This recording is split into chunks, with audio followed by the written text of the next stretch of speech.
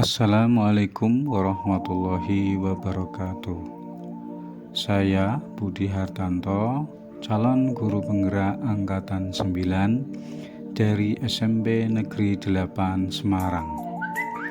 Pada kesempatan ini saya akan memaparkan tentang tugas koneksi antar materi, kesimpulan dan refleksi modul 1.1.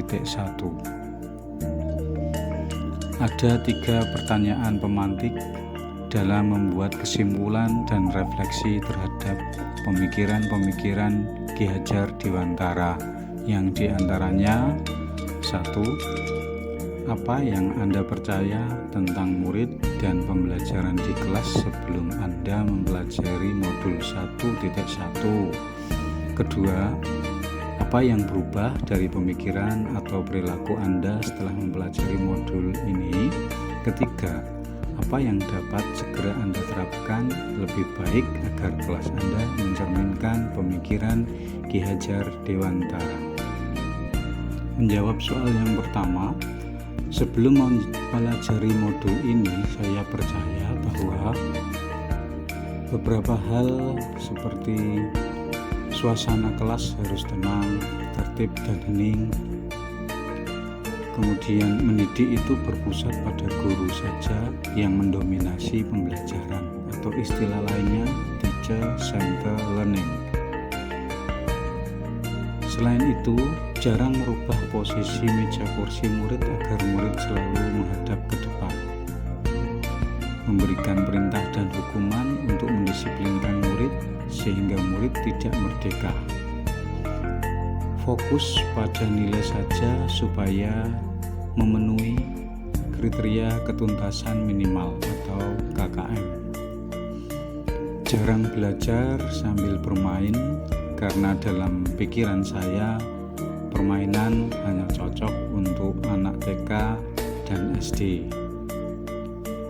Belajar selalu di dalam kelas saja, jarang mengajak murid keluar kelas seperti ke halaman atau perpustakaan sekolah misalnya.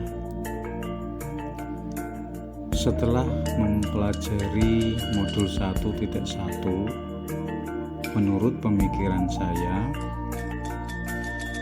mendidik itu seharusnya berpusat pada anak, atau istilah lainnya student-centered learning. Menuntun kodrat anak, berpedoman pada trilogi pendidikan, mendidik budi pekerti dan karakter lebih penting daripada sekedar transfer ilmu. Bermain adalah hal yang menyenangkan dan memerdekakan anak sambil belajar. Tidak harus fokus pada nilai kognitif dan pencapaian KKM, serta perintah dan hukuman adalah sebuah paksaan.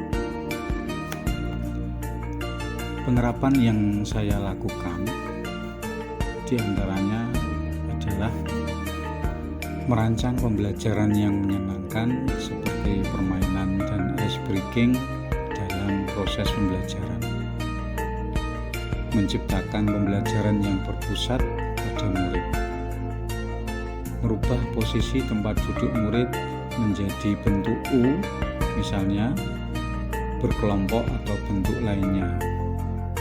Mengajak anak belajar tidak hanya di dalam ruangan, tetapi juga di luar ruangan seperti halaman sekolah atau perpustakaan sekolah.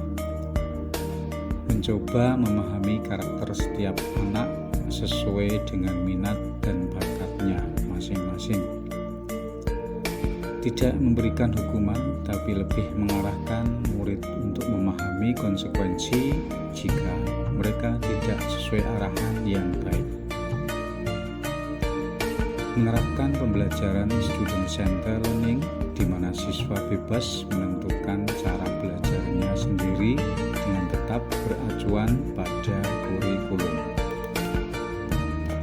Dari 3 jawaban pertanyaan di atas, bisa kami simpulkan. Yang pertama, Pendidikan hendaknya menuntun minat dan bakat anak sesuai dengan kodratnya. Yang kedua, pendidikan tidak hanya mentransfer ilmu akademik namun juga budi pekerti. Ketiga, pendidik seharusnya menerapkan trilogi pendidikan. Keempat, kodrat anak adalah bermain, sehingga pembelajaran harus menyenangkan dan anak merasa nyaman serta merdeka dalam belajar. Yang kelima, guru bak seorang petani atau tukang kebun harus memfasilitasi tumbuh kembang segala kekuatan kodrat siswa melalui penciptaan ekosistem belajar yang menyenangkan. Yang terakhir, menerapkan metode AMONG untuk mencapai tujuan pendidikan nasional. AMONG maksudnya menjaga, membina, dan mendidik murid dengan kasih sayang dan keikhlasan sesuai kodrat dan minat murid untuk menentukan kemerdekaan dalam belajar. Terima kasih, salam guru penggerak. Saya Budi Hartanto. Tetaplah bergerak, menggerakkan. Wassalamualaikum warahmatullahi wabarakatuh.